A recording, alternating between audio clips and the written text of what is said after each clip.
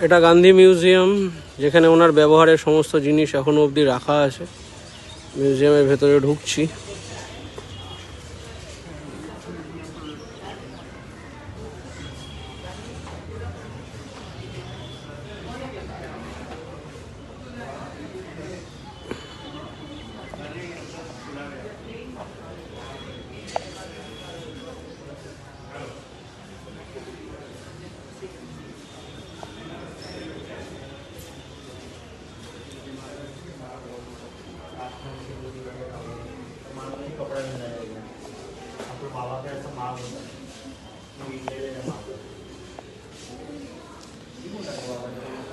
এটা সেই চরকা যেটা গান্ধীজি ইউজ করতেন।